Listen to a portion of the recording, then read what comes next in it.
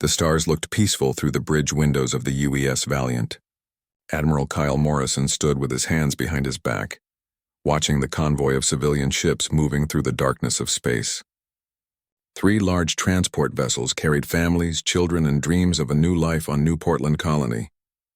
Behind them, 2 smaller cargo ships held supplies and equipment for building homes on a distant world. Morrison was 48 years old, a career military man with gray hair at his temples and steady blue eyes.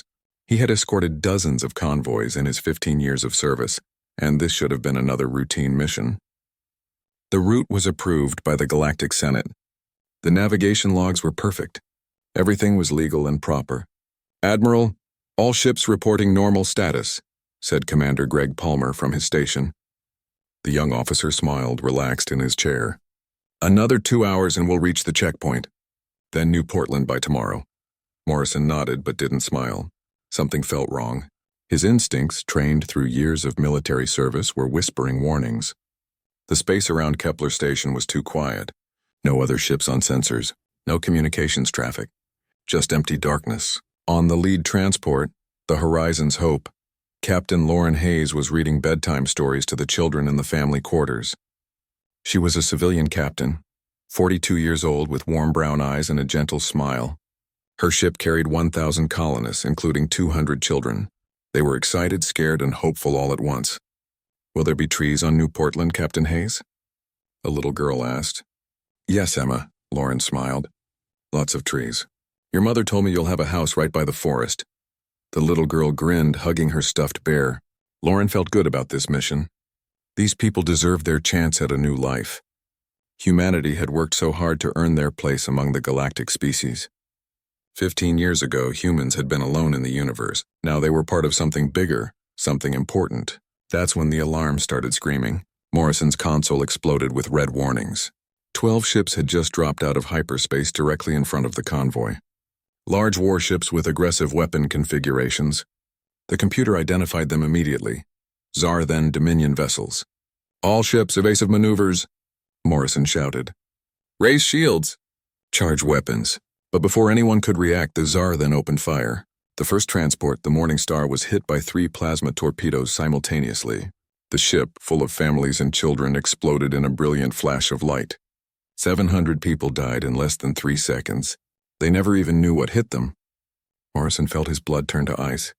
They fired without warning. "Without hailing! This is a massacre!" The second transport tried to turn away, but energy beams sliced through its engines. The ship began to spin, helpless and dying. Escape pods started launching, but the Tsar then targeted them too. Small pods carrying desperate people were destroyed one after another. Morrison watched in horror as families burned in the cold vacuum of space. "Return fire," he ordered. "Protect the remaining ships." The UES Valiant and its 2 escort frigates launched missiles and fired their beam weapons. They were military ships, well-armed and well-trained. But they were facing 12 Zar-then warships, each one larger and more powerful. It was like 3 wolves trying to fight a dozen bears. On the Horizon's Hope, Lauren Hayes ran toward the bridge as her ship shook from near misses. Children were crying. Parents were screaming. The peaceful journey had turned into a nightmare in seconds. "Captain, the Morning Star is gone," her first officer shouted. "The Golden Dawn is losing atmosphere. We need to evacuate." Lauren's hands moved across the controls with desperate speed. "Launch all escape pods. Get everyone off this ship, now." She managed to evacuate 400 people before a Zar-then torpedo struck the Horizon's Hope directly. The bridge exploded around her. Lauren Hayes died trying to save her passengers, her last thought of the little girl Emma and her stuffed bear. Morrison's ship shook as enemy fire hammered the shields. His tactical officer reported catastrophic damage to both escort frigates. They were losing this battle badly. "Sir, we need to retreat," Commander Palmer shouted over the noise of explosions. "Not without the survivors," Morrison said coldly. His eyes were hard as steel now. Rage and grief fought inside him, but his voice stayed calm. "Get those escape pods. All of them." The Valiant moved between the Zar-then ships and the floating escape pods, using its own hull as a shield. Enemy fire tore pieces off the ship's armor, but Morrison held position. His crew worked frantically, using tractor beams to pull the escape pods into the cargo bay. "Admiral, if we stay here, we'll die," Palmer warned. "Then we die saving people," Morrison replied. "That's the job." But he knew they couldn't save everyone. He could see hundreds of escape pods still floating in space too far away to reach. The Tsar then were systematically destroying them. This wasn't combat. This was murder. Morrison made a decision that would change everything. Palmer, record everything. Every sensor reading, every communication, every image. Send it all back to Earth and the Senate on emergency burst transmission. Make sure they know what happened here. While his communications officer transmitted the evidence, Morrison's tactical officer found something on sensors. A dense asteroid field nearby. It was dangerous, full of rocks that could tear a ship apart, but it was also cover. Load all remaining escape pods, Morrison ordered. Then plot a course into that asteroid field. We're going to get at least some of these people home. The Valiant limped toward the asteroids, shields failing and engines damaged. The Tsar then followed, still firing. Morrison waited until the last possible second, until his ship was deep in the asteroid field where the enemy couldn't follow safely. Palmer, take command, Morrison said quietly. Get these people home. Tell them what happened. Make sure they know who did this, sir. Palmer looked confused. Morrison walked toward the rear of the bridge. I'm staying behind. I'll buy you time. Admiral, no. Palmer started to stand, but Morrison was already sealing the blast door.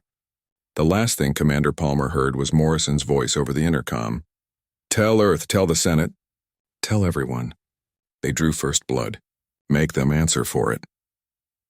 The Valiant's escape pods launched, carrying the survivors and Morrison's second-in-command toward safety. Behind them, Admiral Kyle Morrison set his ship on a collision course with the largest Zarthan vessel.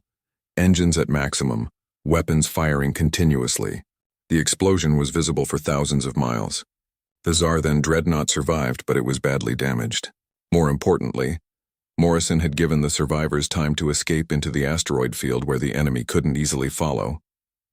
Commander Palmer, carrying 400 terrified civilians and Morrison's final message, disappeared into the darkness of space. Behind him, where the convoy had been, there was only wreckage and bodies. 2,100 human beings had died in less than 30 minutes. They had been murdered without warning, without mercy, without reason. Their only crime was being human, and being in the wrong place when the Zarthan decided to send a message. But humans remember. And humans don't forgive easily. The universe was about to learn that lesson the hard way. The Galactic Senate chamber was enormous, built to hold representatives from 300 different species. The circular room stretched half a mile across, with seats rising in levels like an ancient amphitheater.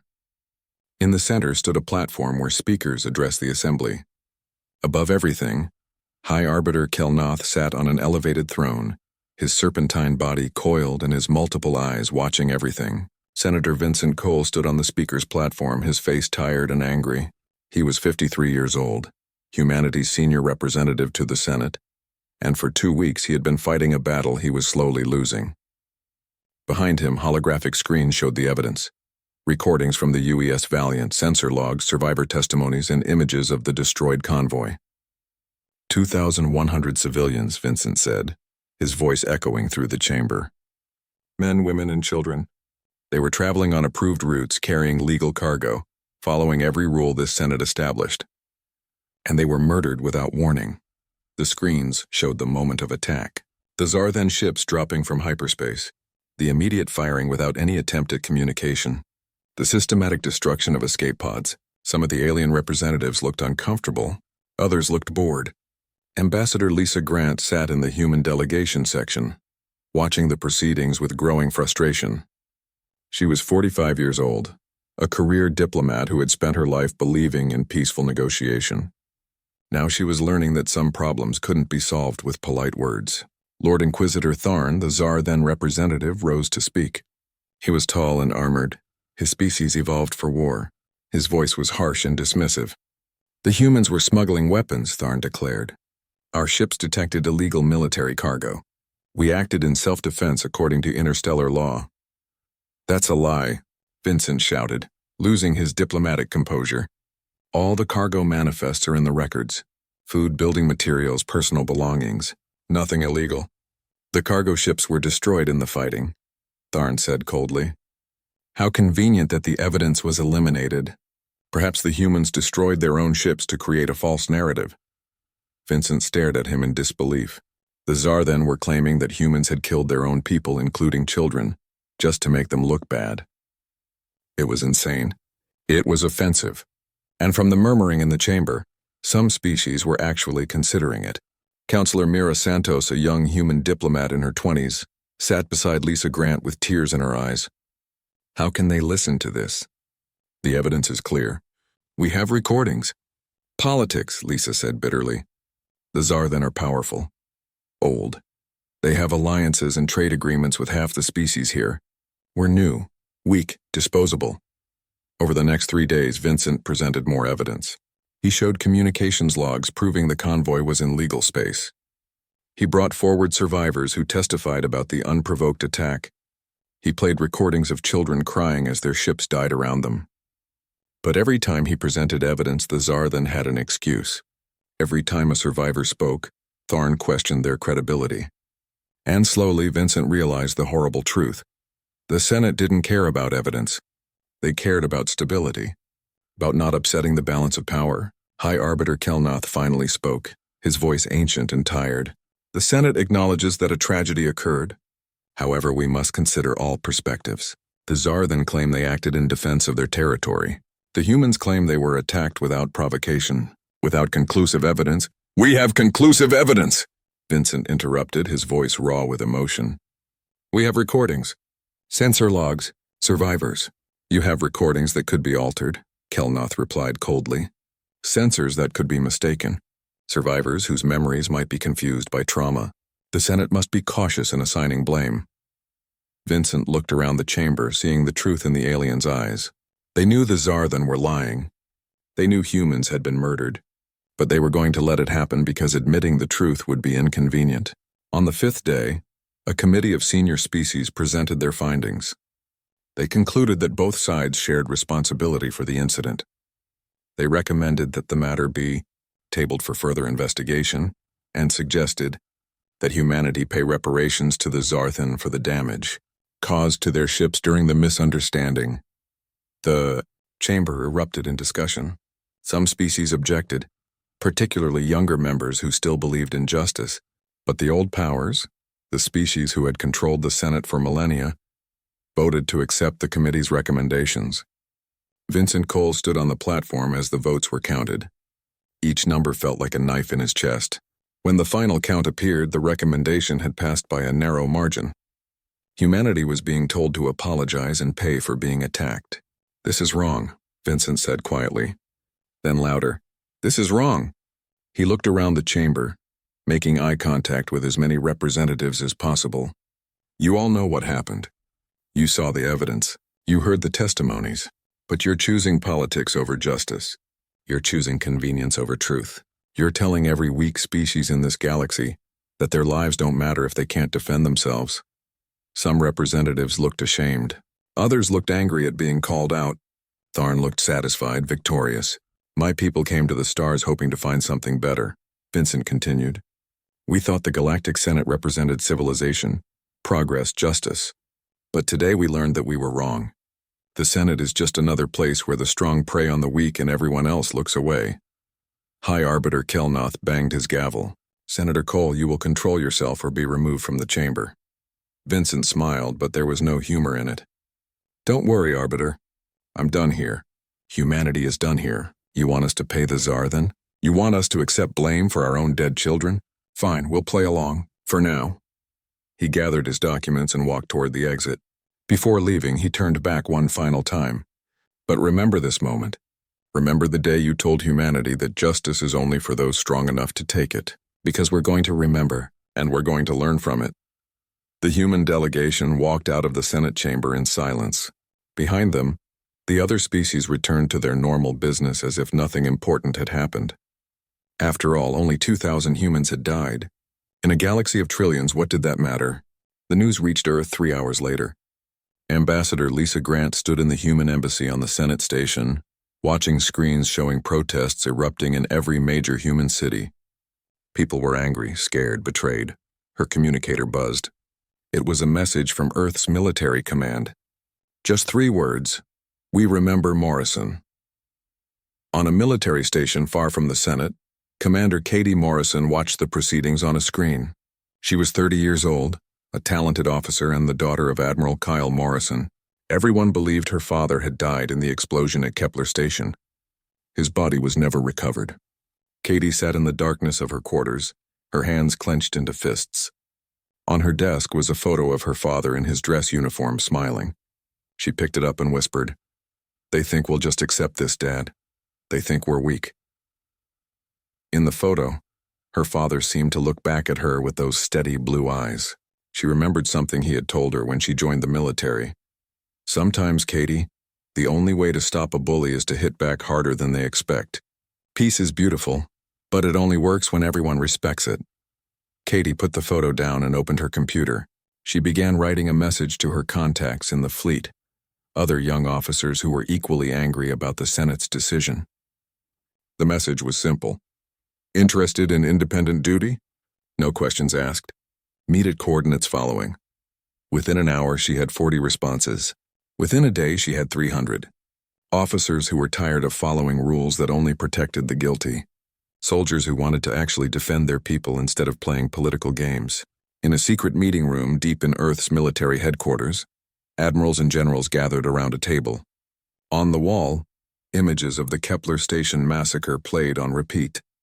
In the center of the table sat a document titled Operation Vigilance Independent Defense Initiative. "If the Senate won't protect our people, we will," said Admiral Helen Carter, the head of fleet operations. She was 60 years old, hard as iron, and furious about the Senate's decision. "We're going to build a shadow fleet, ships that don't officially exist, crews that are volunteers. We'll protect our colonies and convoys whether the Senate approves or not. That's technically illegal under Senate law," noted General Paul Wright, the Army commander. "So is murdering 2,000 civilians," Helen replied coldly. "I think we're past worrying about Senate law." The vote was unanimous. Humanity would begin a secret military expansion. They would continue to participate in Senate politics, would play the diplomatic game, would pretend to accept the judgment, but in the shadows they would prepare for the next attack, because everyone knew there would be a next attack.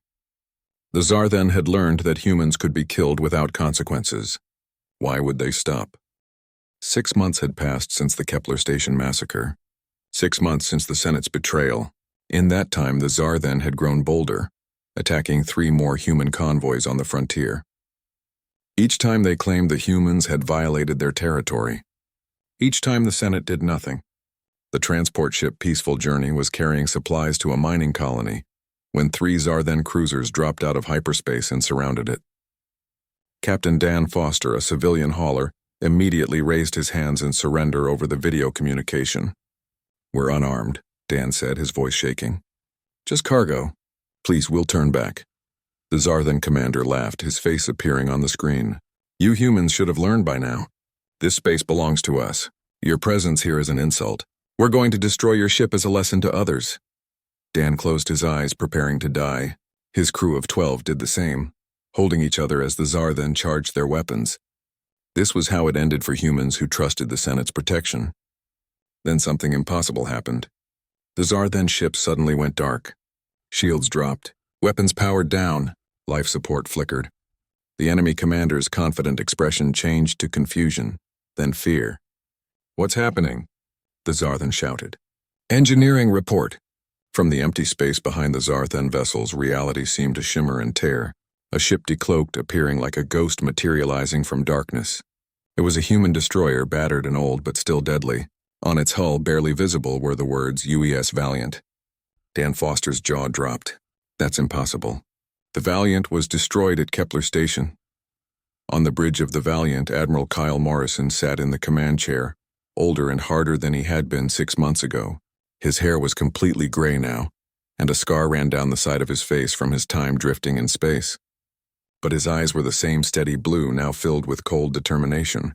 "Target their engines," Morrison said calmly. "Disable them, don't destroy them.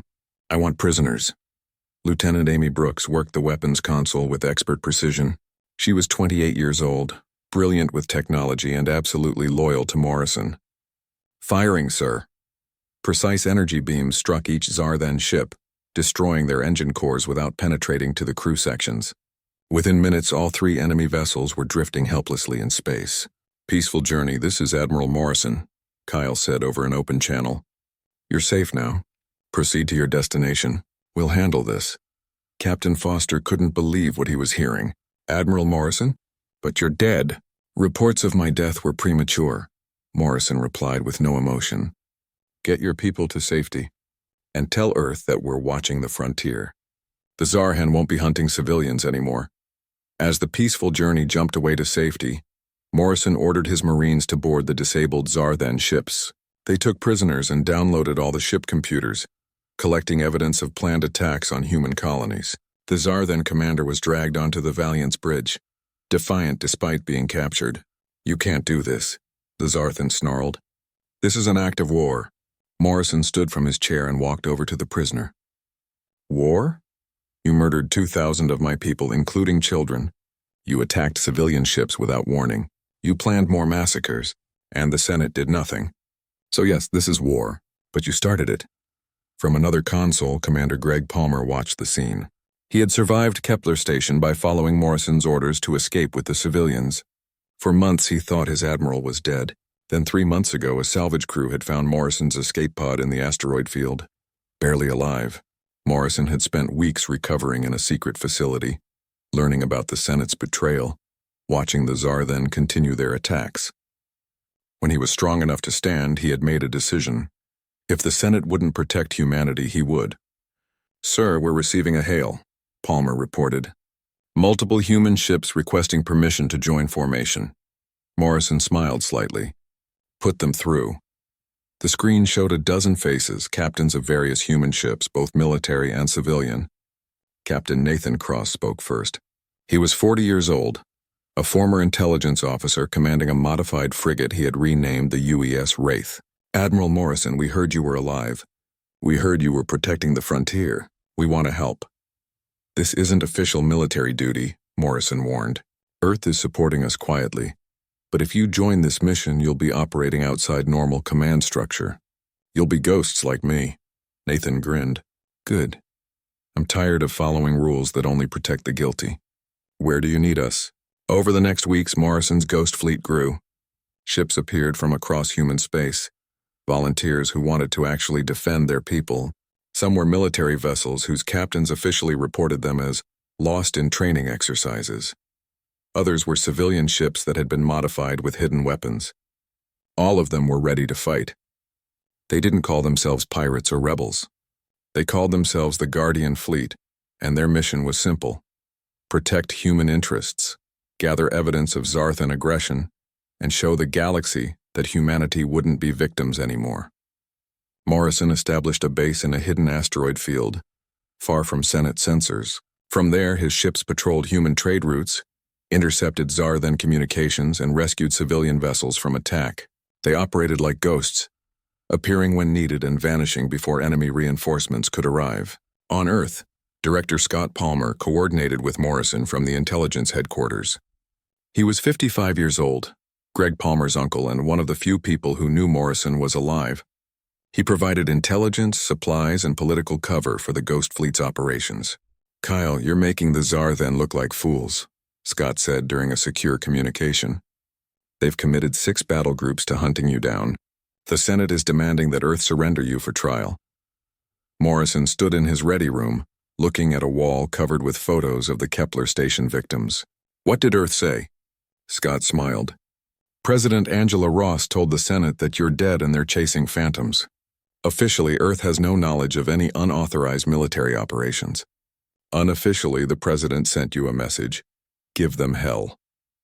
The confrontation came 3 months after Morrison's return. The Zarthan, humiliated by repeated defeats, issued an ultimatum to Earth: surrender Morrison and his terrorists within 1 week, or face invasion. They moved 30 battle fleets to the border as a show of force. Earth's response was broadcast across the galaxy. President Angela Ross, a strong woman in her 60s who had built her career on diplomacy, stood before cameras with Admiral Helen Carter beside her. "The Zarthan accuse us of harboring criminals," President Ross said calmly.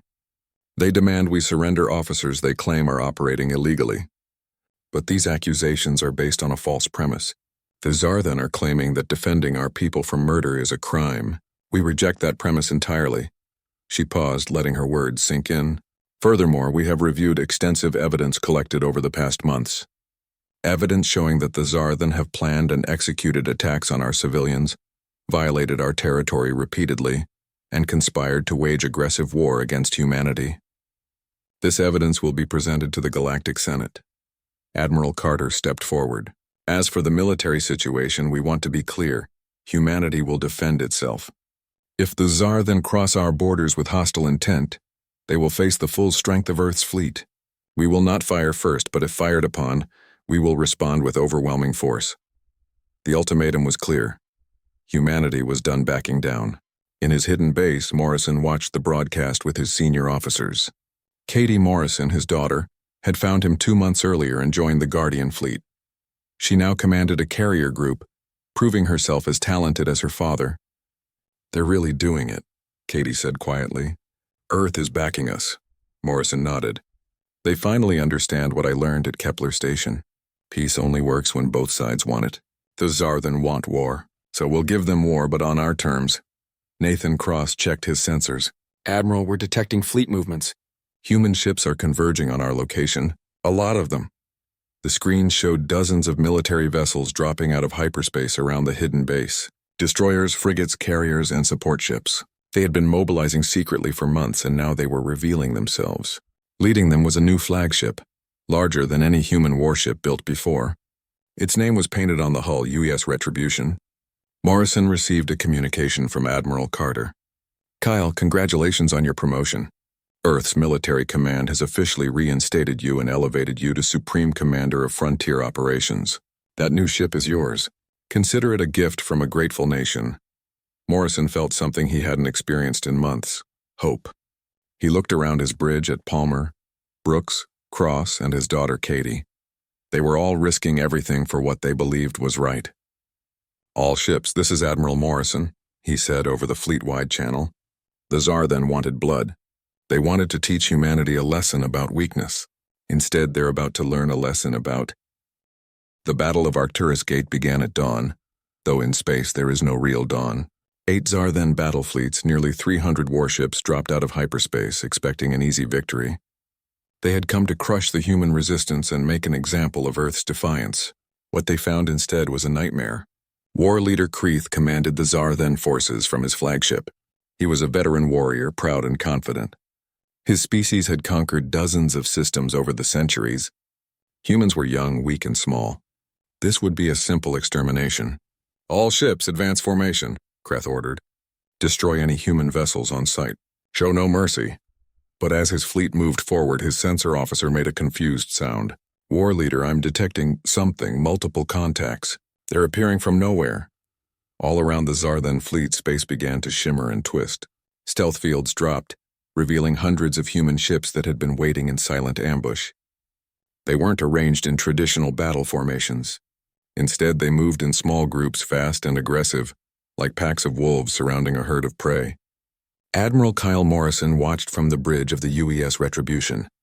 He had spent months planning this battle, studying Zarthan tactics, preparing his forces for exactly this moment. All units execute Pattern Serpent, Morrison said calmly. Target their command ships and supply vessels. Ignore the dreadnoughts for now. The human ships moved with coordination that shocked the Zarthan. They didn't try to match the enemy's massive warships in direct combat. Instead, they used speed and numbers, swarming around the larger vessels, targeting weak points with precision strikes. Lieutenant Amy Brooks had designed many of the weapon systems. Human ships carried advanced missiles that could adapt their targeting mid-flight, programmed with artificial intelligence that made them devastatingly accurate. Energy weapons had been refined to penetrate Zarthan shields at specific frequencies. But the real surprise was the human tactical doctrine.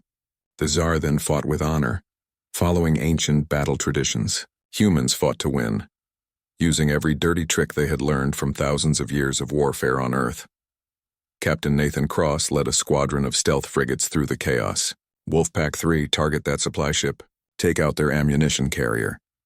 His ships appeared from stealth, launched their missiles, and vanished again before the Zarthan could respond.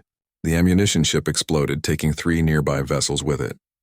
The Zarthan formation began to break apart as ships tried to avoid the debris. Commander Katie Morrison commanded a carrier group. launching fighter wings that harassed the enemy from all directions. Her pilots were young and aggressive, using tactics that would have gotten them court-martialed in peacetime. But this wasn't peacetime. Red Squadron hit their sensor arrays. Blind them. Blue Squadron, target those engine clusters. I want them unable to maneuver. The battle raged for 6 hours. Kreth watched in growing horror as his superior force was systematically taken apart. Humans didn't fight like civilized species. They used tricks, deception, and violence with a creativity that was terrifying. When human ships were damaged, they didn't retreat honorably. They rammed enemy vessels or self-destructed near critical targets. When the Zarthan tried to form defensive positions, humans attacked from unexpected directions. When Kreth sent reinforcements to one area, humans appeared somewhere else. "This is madness," Kreth shouted. "They have no honor, no discipline." His first officer replied grimly, "They have something else, war leader. They have fury." By the time Kreth ordered a retreat, he had lost 90 ships. The humans had lost 40, but they had inflicted 3 times the damage they received. As the Zarthan fleet limped away, Morrison didn't pursue. He had made his point. The battle had been broadcast across the galaxy. Every species with Senate membership watched humans fight with a ferocity that shocked them. These weren't the peaceful newcomers asking for acceptance. These were warriors defending their home, and they were winning. But the war was far from over. Over the next 3 months, fighting spread across dozens of systems. The Zarthan, proud and angry, committed more forces. Earth responded by mobilizing its full military might. General Marcus Stone led the ground forces. Marines trained in brutal close combat. When Zarthan forces tried to hold captured human colonies, Stone's troops landed and drove them out with vicious efficiency. Humans fought building by building, never surrendering, never giving up. The turning point came at the Battle of New Columbia. The Zarthan had occupied a human colony world, holding 50,000 civilians hostage. They demanded that Morrison surrender himself in exchange for the civilians' lives. Morrison's response was simple: no deals with terrorists. Instead, he planned a rescue operation that military historians would study for generations. While the main human fleet engaged the Zarthan orbital forces, Morrison took a small strike force directly to the planet's surface. They hit the Zarthan command center at night, moving fast and silent through the colony. The Zarthan commander, Lord Inquisitor Tharn himself, was overseeing the occupation personally. He sat in the governor's mansion, confident that Morrison would never risk civilian casualties by attacking. He was wrong. Morrison's team infiltrated the mansion, disabled the guards, and reached Tharn's command room in under 30 minutes. The Zarthan commander looked up in shock as humans in combat armor surrounded him. "You," Tharn hissed. "Morrison, you should be dead." "I was," Morrison replied, his weapon trained on Tharn's head. "You killed me at Kepler Station. But I got better. Now you're going to order your forces to evacuate this colony. You're going to do it right now, or I'm going to show you exactly what humans do to people who threaten our children." Tharn tried to maintain his dignity. "Kill me and you'll become a war criminal. The Senate will condemn you." Morrison stepped closer, his voice cold as ice. "The Senate already abandoned us. They already decided our lives don't matter, so their opinion means nothing to me. Last chance, leave or die," Tharn gave the order. The Zarthan forces evacuated New Columbia within 6 hours, taking their captured commander with them. 50,000 civilians were freed without a single casualty. Morrison had proven that humans would never leave their people behind. But the war had cost. Several human colonies were bombarded from orbit before defenses could stop the attacks. Thousands of civilians died. Hundreds of thousands of soldiers on both sides were killed in the fighting. Ships burned. Worlds suffered. Yet humanity didn't break. When colonies were destroyed, they were rebuilt. When ships were lost, new ones were built. When soldiers fell, more volunteered. The Zarthan had expected humans to collapse under pressure. Instead, they found a species that grew stronger through adversity. Dr. Helen Ward, a civilian scientist, contributed by developing new technologies during the war. She created shield systems that could resist Zarthan weapons. She designed sensors that could penetrate their stealth technology. She turned human creativity into military advantage. In the Galactic Senate, species watched the war with growing alarm. Some, particularly younger civilizations, quietly supported humanity. They sent supplies, shared intelligence, and hoped the humans would win. Others, the old powers who had backed the Zarthan, began to worry about the consequences. High Arbiter Kelnoth called an emergency session. This war must end. It's destabilizing the entire region. Senator Vincent Cole, still humanity's representative despite everything, stood to address the Senate. Then perhaps you should have thought of that before you told humanity to accept being murdered. We tried peace. We tried justice. We tried following your rules, and you betrayed us. The Senate made an error in judgment, Kelnoth admitted reluctantly. Perhaps we should have investigated more thoroughly. Perhaps? Vincent's voice was sharp with anger. 2,000 people died and you say perhaps? How many more need to die before you admit you were wrong? The Senate had no answer. 3 months into the war, the balance had shifted dramatically. The Zarthan now controlled fewer systems than when the war started. Human forces had liberated 3 species that had been Zarthan subjects, people who had suffered under their rule for decades. These liberated species began offering support to humanity, providing bases and resources. The Zarthan leadership, facing military defeat and political isolation, finally understood their mistake. They had assumed humans would be easy to crush. Instead, they had awakened something dangerous, a species that refused to be victims, that fought with intelligence and determination, that would sacrifice everything for their principles. War leader Kreth, who had fought humans at Arcturus Gate, requested a private communication with Admiral Morrison. The 2 warriors spoke face-to-face over video, each respecting what they saw in the other. Your species fights well, Kreth admitted. Better than we expected. If we continue this war, both our peoples will suffer greatly. Morrison nodded. Agreed, but I won't accept another Senate cover-up. I won't let your people escape justice for Kepler Station. I understand, Kreth said heavily. I have learned that the attack was ordered by supremacists in our government, acting without proper authority. Not all Zarthan support what was done to your people. We were. The Galactic Senate chamber had never been so full.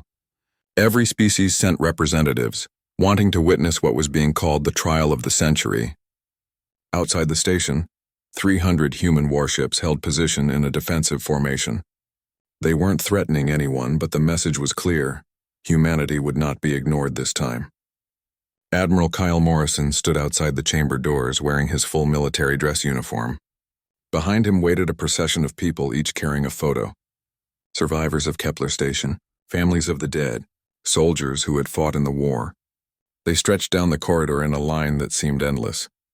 Ambassador Lisa Grant approached Morrison, her face showing the strain of months of diplomatic warfare. Are you ready for this, Admiral? Morrison looked at the photos being held by the people behind him. Children who had lost parents, parents who had lost children, wives, husbands, brothers, sisters, all of them dead because the Zarthan decided human lives were worthless. I've been ready for this since the moment I woke up in that escape pod, Morrison replied. Let's make sure their deaths meant something. The doors opened. Morrison walked into the chamber, and behind him came the procession. Each person carried their photo forward, placing it on stands that had been set up around the speaker's platform. It took 20 minutes for all the photos to be positioned. 20 minutes of absolute silence as 300 species watched humanity display its dead. When the last photo was placed, Morrison walked to the center platform. He stood tall, his gray hair and scarred face making him look older than his 49 years. But his eyes were steady and his voice was clear. I am Admiral Kyle Morrison of Earthfleet. 6 months ago, I watched 2,100 of my people die. Murdered without warning, without mercy, without reason. I floated in space for weeks believing I had failed them. Then I learned that this Senate, this gathering of civilized species, decided their deaths didn't matter. The chamber was absolutely silent. High Arbiter Kelnoth sat on his throne looking uncomfortable. Lord Inquisitor Tharn, the Zarthan representative who had defended the massacre, looked down at his console, unable to meet Morrison's eyes. Senator Vincent Cole took the floor next. We present evidence to the Senate. 3 months of recorded Zarthan communications planning attacks on human civilians. Proof that Kepler Station was not an isolated incident, but part of a systematic campaign of terror. Testimonies from dozens of species who have suffered under Zarthan aggression for centuries, suffering that this Senate chose to ignore. For hours, the prosecution presented their case. Video recordings, sensor logs, documents retrieved from captured Zarthan ships. testimonies from liberated peoples who described decades of oppression. The evidence was overwhelming, undeniable, and damning. War leader Kreth, the Zarthan military commander who had fought Morrison at Arcturus Gate, requested permission to speak. He walked to the platform, his armored form looking heavy with shame. "I fought against humanity," Kreth said quietly. "I believed we were fighting criminals, terrorists. But during our war I learned the truth. The attack on Kepler Station was ordered by supremacists in our government, species purists who believed humans were inferior and needed to be taught their place. They acted without authorization from our full council. They lied to our people about what happened." He turned to look at Morrison. "I have come to respect humanity. They fight with honor, even when we showed them none. They protect the weak, even after being betrayed by the strong. I am here today to tell the Senate that the Zarthan Dominion was wrong. We committed murder and we must answer for it." The chamber erupted in shocked murmurs. A Zarthan commander was admitting guilt, something unprecedented in Senate history. Tharn tried to object, but other Zarthan representatives shouted him down. The supremacist faction was losing control of their own people. But Morrison wasn't done. He stood at the platform looking around the chamber at hundreds of alien species. Many looked ashamed. Some looked defiant. All of them were paying attention. "This isn't just about the Zarthan," Morrison said, his voice carrying to every corner of the massive room. "This is about what this Senate has become. You want to know why humanity fought so hard? Why we refused to accept your judgment? Because you taught us a lesson that day. You taught us that justice in this galaxy is reserved for the strong, that the weak are sacrificed for convenience. That lives only matter if you have the power to make them matter." He began to walk slowly around the platform, making eye contact with as many representatives as possible. "We didn't start this war. We didn't fire the first shot. We didn't kill those 2,100 civilians. The Zarthan did that. And when we came to you, to this Senate, to the galactic community we hoped to join as equals, you turned your backs on us. You told us our dead didn't matter. You told us to pay our murderers for the privilege of being attacked." His voice grew harder, more intense. The chamber felt like it was holding its breath. "So yes, we went to war. We fought with everything we had. Not for conquest, not for glory, but because someone had to stand up and say that some things are worth fighting for, that justice isn't negotiable, that the strong have a duty to protect the weak, not prey on them." Morrison stopped walking and stood directly in front of High Arbiter Kelnoth's throne.